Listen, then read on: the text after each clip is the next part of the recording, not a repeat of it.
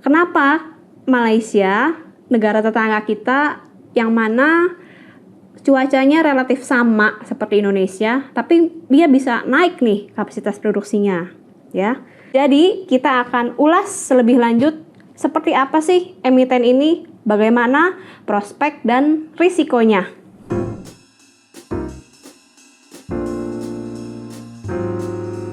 Halo kawan Visto, kembali lagi bersama saya Cheryl Tanuwijaya dari tim riset investasiku. Pada kesempatan kali ini kita akan review salah satu emiten yang merupakan produsen CPO. Apa itu CPO? CPO adalah crude palm oil. Dan dalam kehidupan sehari-hari tanpa kita sadari, kita pasti salah satu pengguna dari CPO ini. CPO dalam kehidupan sehari-hari digunakan sebagai bahan bakar, yaitu biodiesel, lalu sebagai bahan makanan, sebagai kosmetik, alat pembersih, dan masih luas sekali penggunaan CPO. Nah, kawan Visto, di sepanjang tahun 2024, harga CPO ini menguat secara signifikan, yaitu 38% penguatannya. Penguatan ini cukup signifikan, kawan Visto ya. Jadi saat video ini disajikan di bulan November, harga CPO di kisaran 5.000 Malaysian ringgit per ton, ya. Dan CPO merupakan salah satu yang paling terkenal di minyak nabati, seperti itu. Selain CPO, substitutnya adalah sunflower oil atau minyak bunga matahari. Ini naiknya lebih signifikan lagi memang secara year to date. Naiknya sampai 65%, ya. Kawan Visto yang penasaran, kenapa harga minyak nabati global bisa naik sesignifikan itu di tahun ini? Tonton terus video ini. Kawan Visto, jadi kita cermati, Indonesia merupakan salah satu produsen utama penyedia CPO global, ya. Di slide sebelumnya ini ada wujudnya seperti apa itu buah-buah kelapa sawit sebelum diolah. Jadi nanti saat sudah diolah, buah-buah tersebut dipres, digiling, lalu dimurnikan dan diolah sesuai tujuan kebutuhan produknya, seperti itu ya. Nah, kawan Visto, di Indonesia ada begitu banyak emiten produsen CPO, ya. Jadi yang ada di universe kita saat ini ada AALI, LSIP, TAPG, SSMS, dan SMAR, ya. Ini emiten produsen CPO. Dan dalam grafik ini kita membandingkan bagaimana kinerja saham-saham produsen yang berjualan CPO dengan harga komoditas CPO. Ini dengan periode waktu year to date juga. Kalau harga CPO komoditasnya ini menguat kurang lebih di 38 sampai 40%-an, yang ini ya kawan Visto. Nah, kita lihat mayoritas emiten produsen CPO semuanya juga rally. Menguatnya bahkan di atas double digit ya kawan Visto. Meskipun ada juga emiten yaitu AALI yang relatif tertinggal ya, masih minus kinerjanya dibandingkan peers-nya. Nah, kawan Visto, kita lihat emiten TAPG ini secara year to date naiknya tuh kurang lebih 68%. Luar biasa ya kawan Visto. Jadi kita akan ulas lebih lanjut seperti apa sih emiten ini, bagaimana prospek dan risikonya. Kawan Visto, sekilas TAPG ini perusahaan apa sih ya? Jadi kita tahu TAPG ini perusahaan perkebunan ya. Jadi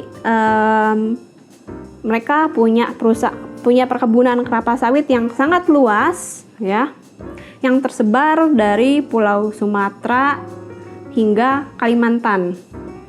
Nah, kita lihat area operasinya mayoritas di Kalimantan ya. Ada di Kalimantan Tengah, ada di Kalimantan Timur, seperti itu ya. Dan gak hanya CPO sebenarnya yang diproduksi sama TAPG, tapi TAPG tuh memproduksi dari bahan baku mentahnya sampai yang sudah diolah, seperti palm kernel oil ya.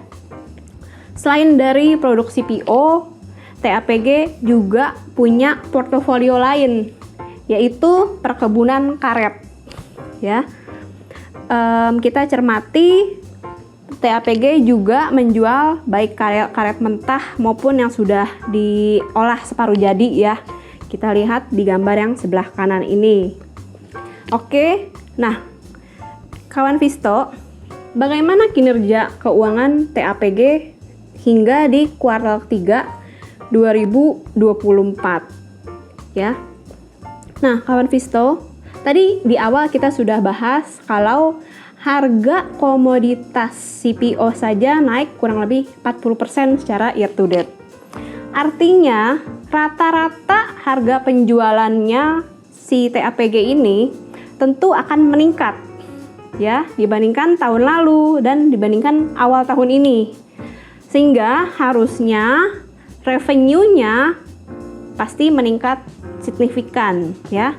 Tapi kalau kita cermati secara year on year ya, kalau sepanjang 9 bulan tahun 2024 ini kinerjanya memang bertumbuh meskipun relatif konsolidasi hanya 3% revenue-nya ya. Kalau secara kuartalan bahkan cenderung turun kawan Visto. Tapi turunnya nggak banyak-banyak, hanya 4% ya.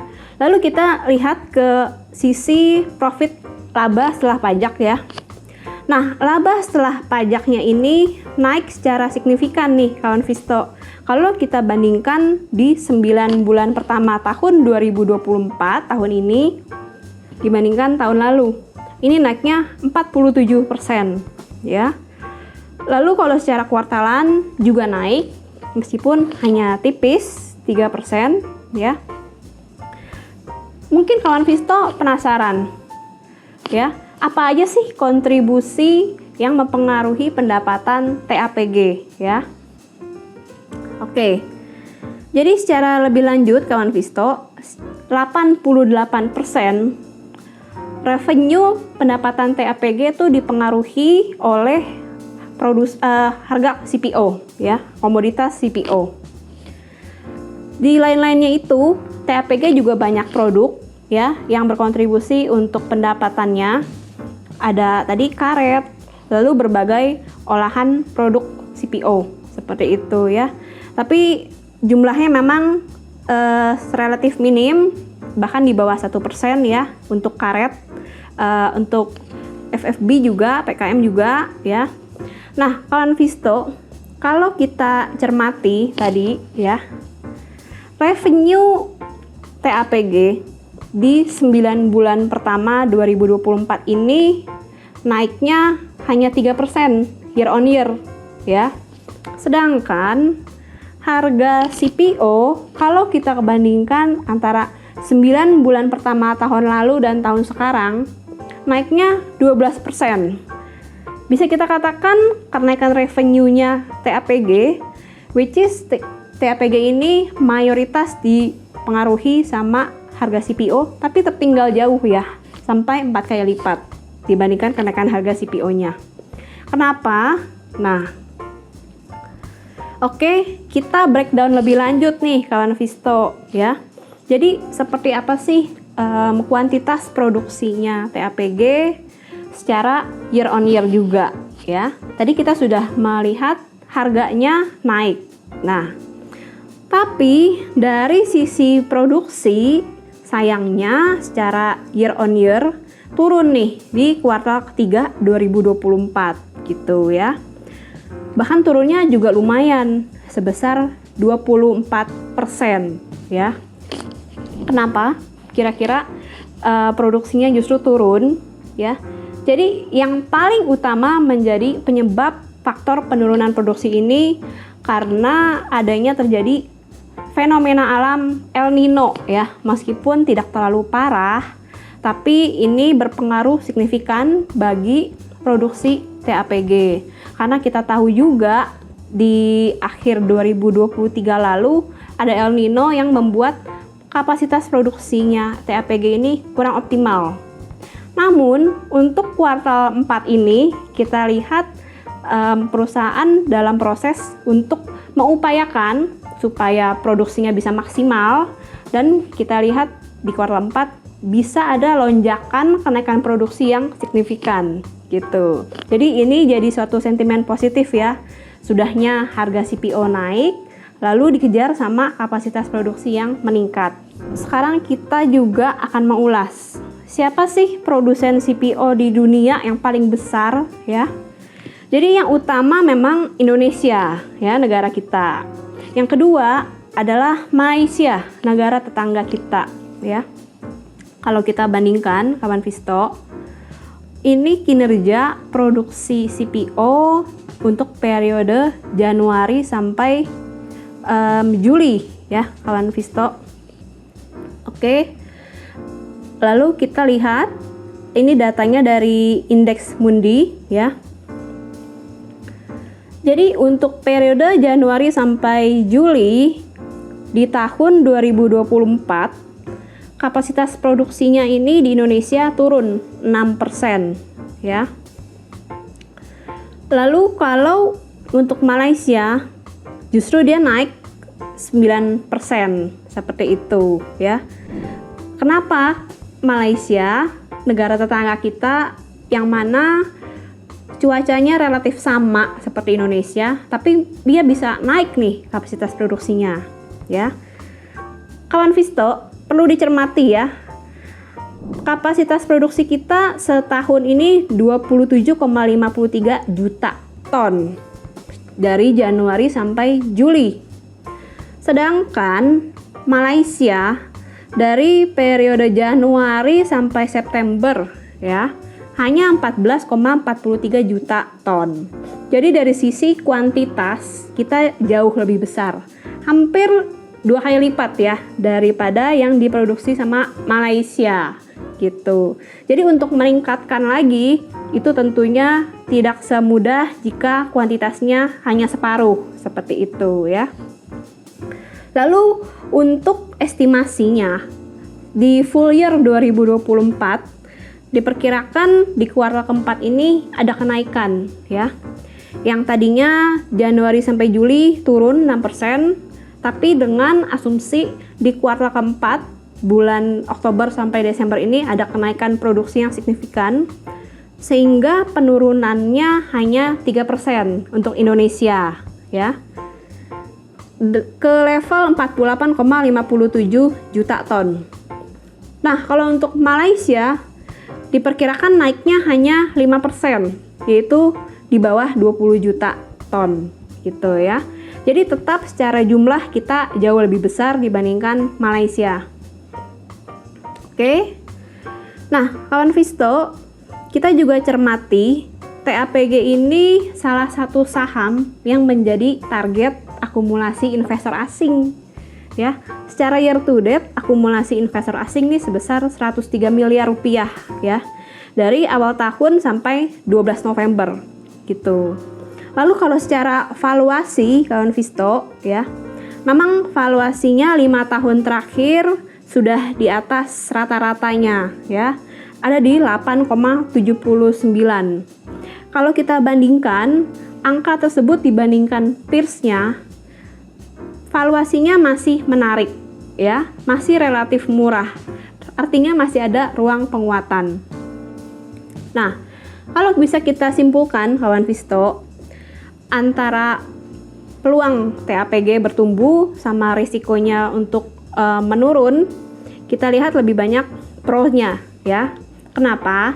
Karena dari fundamental komoditasnya, supply CPO global relatif rendah ya, akibat penurunan kapasitas produksi. Otomatis harganya juga meningkat gitu, harga CPO global meningkat. Jadi tadi kita juga sudah bahas harga substitutnya, harga pesaingnya yaitu sunflower oil aja sudah menguat 60% lebih secara year to date. Artinya CPO penguatannya relatif tertinggal gitu ya. Dan kalau kita bandingkan harga CPO dan harga minyak bumi ini berkorelasi ya. Jadi mereka sama-sama bergerak seirama untuk menguat seperti itu. Dan kita lihat harga minyak ini juga sangat volatile akibat adanya perang konflik di Timur Tengah ya. Lalu kita lihat di kuartal keempat ini tahun 2024 ada potensi kenaikan kapasitas produksi di secara domestik ya di Indonesia, dan juga rata-rata harga penjualannya juga lagi masih tinggi-tingginya nih kayak gitu. Valuasi dibandingkan peers relatif murah, tapi risikonya bisa jadi ada perubahan kebijakan pemerintah khususnya dari sisi ekspor, dari sisi penggunaan dan lain-lainnya. Lalu juga ada faktor cuaca ya kawan Visto, ini kan mempengaruhi juga nih sama kinerja produksi CPO TAPG. Lalu permintaan global yang lebih lemah, lebih rendah, ini juga bisa membuat harga jual CPO lebih rendah lagi. Seperti itu kawan Visto ulasan emiten produsen CPO kali ini. Kita ketemu lagi di ulasan emiten berikutnya kawan Visto. Terima kasih untuk partisipasinya. See you!